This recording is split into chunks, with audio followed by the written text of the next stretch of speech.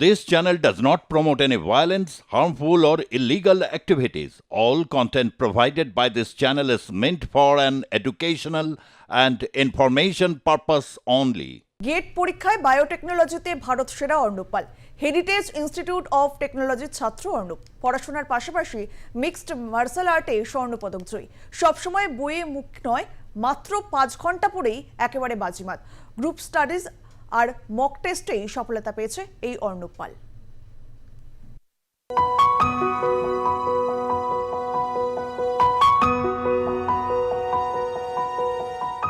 চতুর্থ বর্ষের এই ছাত্র গেট পরীক্ষায় প্রথম স্থান অধিকার করেছে।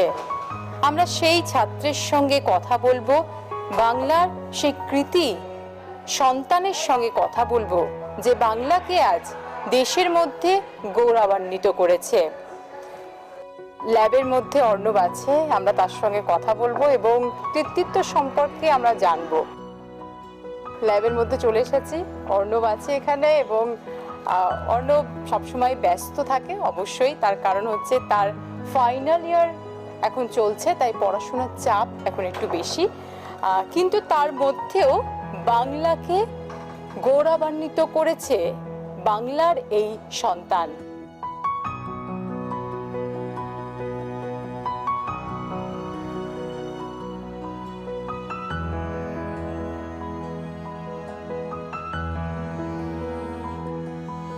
খুব ব্যস্ত অর্ণব, কিন্তু তার মধ্যেও তাকে আমরা কিছুক্ষণের জন্য বিরক্ত করতে এসেছি। কংগ্রাচুলেশনস এত ভালো একটা রেজাল্ট করার জন্য এবং বাংলাকে দেশের দরবারে প্রথম সারিতে নিয়ে আসার জন্য।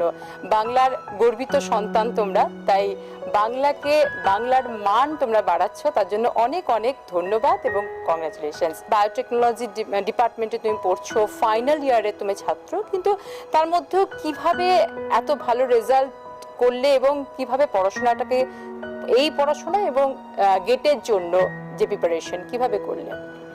আমি মানে গেটের জন্য প্রিপারেশন স্টার্ট করেছিলাম 3 মাস আগে, আমাদের লাস্ট সেমিস্টারের এক্সাম শেষ হয়ে যাওয়ার পর। তো তারপরে তো এমনিও কলেজের মানে তখন রিসার্চ ছিল, তো ওই টাইমে প্রিপারেশন করেছি, তো প্রবলেম হয়নি আমার মানে কলেজের পড়াশোনার ওটা অ্যাডজাস্ট করতে। এতটা ভালো ফল কি আশা করেছিলে? যখন রেজাল্টটা দেখলে তখন কি মনে হলো? তখন মনে হলো প্র্যাঙ্ক হয়ে গেছে আমার সাথে। আমি AIR 1 কোনোদিন নিজে আশা করতে পারিনি। মানে এমন নয় যে খুব বেশি পড়াশোনা করি, হ্যাঁ গেটের জন্য খেটেছিলাম, বাট এমন নয় যে পড়াশোনা এত করবো যে AIR 1, so that was truly surprising to me also. এর জন্য কার কাছ থেকে বেশি সাহায্য পেয়েছিলে?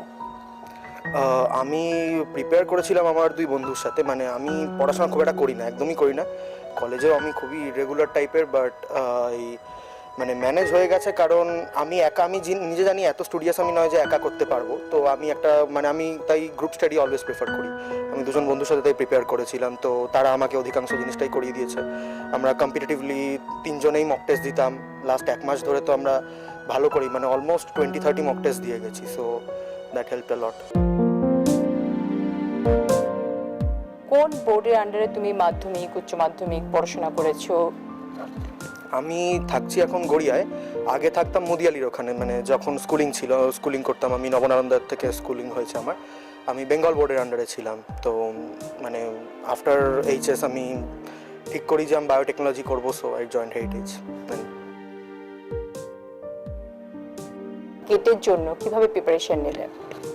টু বি অনেস্ট, 4th ইয়ারে পড়াশোনা খুব যে চাপের এমন নয়, 2nd, 3rd ইয়ারেই মানে ফর অল সাবজেক্টসই আই গেস, সো আমাদের সাবজেক্টটা তো সেটাই, মানে 2nd, 3rd ইয়ারে you learn the basics of biotechnology. So 4th ইয়ারে যে খুব বেশি চাপ এমন না, মানে এর থেকেই কিছু ইন্টারপোলেটেড সাবজেক্টস আছে সেইগুলো, মানে খুব যে টাফ ব্যাপারটা ম্যানেজ করা একসাথে এমন নয়। মানে 4th year is comparatively easier than previous years. কতক্ষণ পড়াশোনা করতে, গেটের জন্য কতক্ষণ প্রিপারেশন নিতে? আমি মানে 5 ঘন্টা, আমি মানে প্ল্যানিং ছিল 10 ঘন্টার অফকোর্স, বাট 5 ঘন্টার বেশি আমি পড়তে পারি না। মানে বললাম না, আমি এক জায়গায় বসে সারাক্ষণ পড়বো এরকমও নয়। মানে সকালবেলা ঘুম থেকে উঠতাম, তারপরে মানে সকালে ইউজুয়ালি পড়তাম না, আমি মানে অ্যানিমে লাভার। অ্যানিমে হচ্ছে সর্ট অফ মানে জাপানিজ একটা অ্যানিমেশন, তো আমি সকালবেলা সেটাই দেখতাম আর সন্ধেবেলা 5 ঘন্টা ম্যানেজ করতে পারতাম। আমি যেই গেমে আছি সেটাই আমার সবচেয়ে বেশি পছন্দের, MMA মিক্স মার্শাল আর্টস। তো সেটা ডিফারেন্ট পার্টস আছে, স্ট্রাইকিং, গ্রাউন্ড গেম।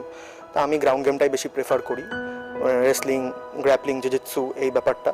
তো আমি অ্যাক্টিভলি এগুলো কি চালাচ্ছ, মানে ভবিষ্যতে সে নিয়ে কোনো চিন্তা ভাবনা আছে? আমার তো সেকেন্ড ইয়ার অবধি ওটাই প্রফেশনালি নেওয়ার ইচ্ছা ছিল। তারপরে আমার এই থার্ড ইয়ারের শুরুর দিকে একটা বাইক অ্যাক্সিডেন্ট হয়, তারপরে আমার একটা ACL টিয়ার হয় লেফট নিতে। সো তারপরে আমি জয়েন করতে পারি না লাস্ট 1 বছর। তাই জন্যে মানে ক্লাবেও যাইনি, 15 কিলোর ওপর ওজন বাড়িয়ে নিয়েছি। সো আবার রিস্টার্ট করেছি গেম, দেখি বাই নেক্সট ইয়ার একটা কামব্যাকের ইচ্ছা আছে।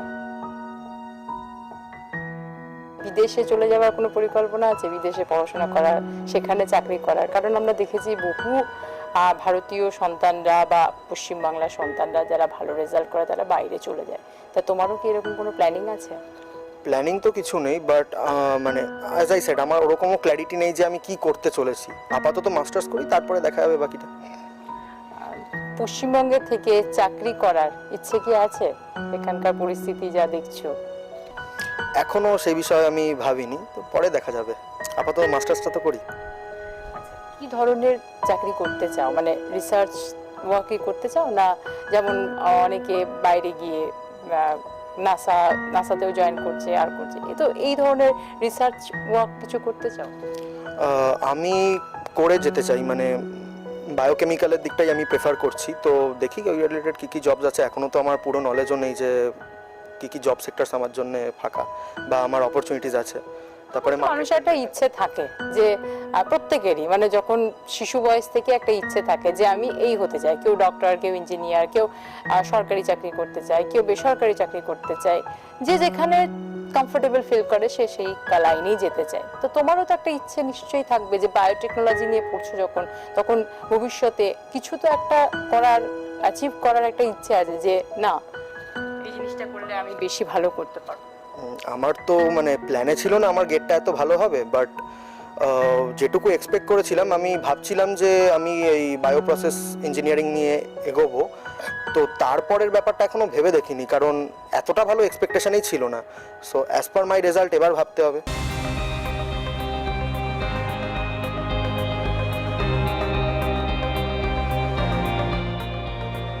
10 অবধি আমি মোটামুটি পড়াশোনাই করেছি। 10 অবধি আমি টপার ছিলাম। তো তারপর 11-12-এ পুরোপুরি আমি স্পোর্টসে ডেডিকেটেড হয়ে গেলাম, পড়াশোনা একদমই করতাম না, বেয়ারলি পাস করতাম। আর প্রিপারেশান ভেবেছিলাম নেব, বাট হয়নি। আমি লাস্ট মেইনসের জন্য বা বেঙ্গল জয়েন্টের জন্য 1 থেকে 1.5 মাস প্রিপারেশান নিয়েছিলাম। আমার মানে সেটা হয়েছিল, সেটাও মানে পসিবল হতো না আমার ভাই না থাকলে। Is my twin brother. So currently ও NRS মেডিকেল পড়ছে। তো মানে ও 10-11 মাস ধরে নোটস বানাচ্ছে, পড়াশোনা করছে। আমি ওই নোটসের ওপরই ক্র্যাশ কোর্স করেছিলাম 1 মাসের। খেলাধুলো ছাড়া, পড়াশোনা ছাড়া আর কি ভালো লাগে? গান বাজনা ভালো লাগে, টিভি দেখতে ভালো লাগে? আর টিভি তো এখনকার আমাদের জেনারেশন আর দেখে না ইউজুয়ালি। এই মানে আমার পছন্দ হচ্ছে অ্যানিমে, যেটা বললাম, মানে জাপানিজ অ্যানিমেশন। তো আই রিয়েলি লাভ দ্যাট। সেগুলোই দেখো। গান ভালো লাগে? গান তো মানুষ আজকালকার জেনারেশন তো শোনে। তোমার কি ধরনের গান ভালো লাগে? আমার মানে আজকালকার জেনারেশনের ধারে পাশের আমার মানে ওদের যা চয়েস আর আমার চয়েস একদম মেলে না। কারণ মানে আমি অলওয়েজই খুব ফাস্ট বিটের গান শুনি, আর আমার কারোর সাথেই গানের টেস্ট মেলে না একদমই। চশমা দেখছি পুরো হয়ে যাচ্ছে, টেনশন হচ্ছে নাকি? না, টেনশন না। আমার অ্যাকচুয়ালি মানে প্রচণ্ড অলওয়েজই সোয়েটিং হতে থাকে। আর তা আমার মানে সাইনাস ইস্যুস আছে, তো অলওয়েজই মাথা ধরে থাকে একটু গরম লাগলে। আমার মানে এটা অলওয়েজই হতে থাকে প্রায়। মানে এসিতে বসে আছি, still I am sweating a lot. Course আর পড়াশোনা দুটোর মধ্যে একটাকে বেছে নেবে এই ভাবছো নাকি? মানে এটা তো কলেজে ঢোকার সময় মা বাবা বলছে একটাকে এবার বেছে নিতে হবে। আপাতত দুটো চালিয়ে আসছি, এখনো প্ল্যান ওটাই আছে, দেখা যাক কত দূর এগোনো যায়। অনেক ধন্যবাদ, অনেকটা সময় তুমি আমাদের দিলে এবং তোমার বিজি শিডিউল বলতে গেলে এখন, এবং এত ভালো রেজাল্ট করেছো তার জন্য অনেক অনেক কংগ্রাচুলেশনস। এবং ভবিষ্যতে আরও ভালো রেজাল্ট করো, আরও ভালো বল করো এবং বাংলাকে আরও এগিয়ে নিয়ে যাও। থ্যাংক ইউ, থ্যাংকস আ লট।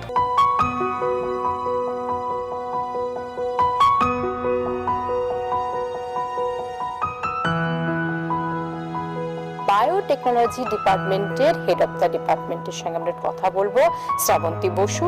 এবং খুব ভালো রেজাল্ট করেছে অর্ণব, এবং মানে বাংলার গর্ব, এই ইনস্টিটিউশনের গর্ব। তো আপনি কি বলবেন? আপনারা তো খুব কাছ থেকে দেখেছেন, ও 4 বছর এখানে পড়াশোনা করেছে। ও কেমন ধরনের, ওর সম্পর্কে একটু বলুন। প্রথমে ওকে আমরা স্পোর্টসম্যান হিসেবেই জানতাম, গ্র্যাপলিং এবং ন্যাশনাল চ্যাম্পিয়ন। তারপরে ওকে পড়াশোনার ব্যাপারে দেখেছি খুব সিরিয়াস, কিন্তু খুব চুপচাপ। অনেকে যেরকম আছে যে তার পড়াশোনা নিয়ে বা সে যে খুব জানে সেটা খুব জানাতে চায়, অর্ণব একেবারেই সেরকম নয়। আর ফাইনাল ইয়ার প্রজেক্টটাও আমার কাছেই করছে, তো ল্যাবেও দেখেছি ঠিক একই রকম, যে নিয়মিত আসা, শিষ্ট বলা যেতে পারে। হ্যাঁ, একেবারেই তাই, এবং কাজের প্রতি খুব ডেডিকেটেড।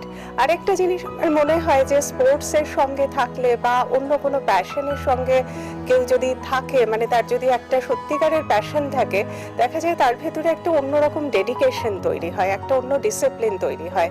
তো সেটা আমার মনে হয় কোথাও একটা ওর ভেতরে তৈরি হয়েছে। মানে তো স্পোর্টসটাই ওর জীবনে সবচেয়ে বেশি লাকি পর্যায়ে। আমি সেটা বলবো না, কিন্তু আমার যদি কোনো একটা কিছুর প্রতি একটা ভালোবাসা থাকে না, তখন একটা অন্যরকম ডিটারমিনেশন তৈরি হয়।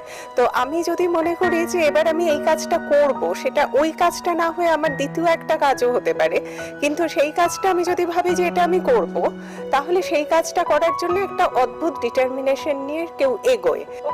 গেট নিয়ে কোনো কথা বলেছে, মানে হেল্প চেয়েছে আপনাদের কাছ থেকে? না, আমার সেরকম ভাবে ব্যক্তিগতভাবে আমার কাছ থেকে কিন্তু গেট নিয়ে কোনো সাজেশন চাওয়া বা হেল্প চাওয়া সেগুলো কিন্তু আমার কাছ থেকে নেয়নি, কিন্তু অন্যান্য পড়াশোনার বিষয়ে প্রশ্ন করা বা সেগুলো করেছে আর কি। অর্ণব সকলের গর্ব, আর এই বাংলার কৃতি সন্তানের প্রতি রয়েছে R+এরও শুভেচ্ছা। সে বাংলাকে যে এগিয়ে নিয়ে যাবে সে কথা কিন্তু বলা যেতেই পারে। ক্যামেরায় সুব্রত বসুর সঙ্গে রাজা রহমানের রিপোর্ট, R+ নিউজ, কলকাতা।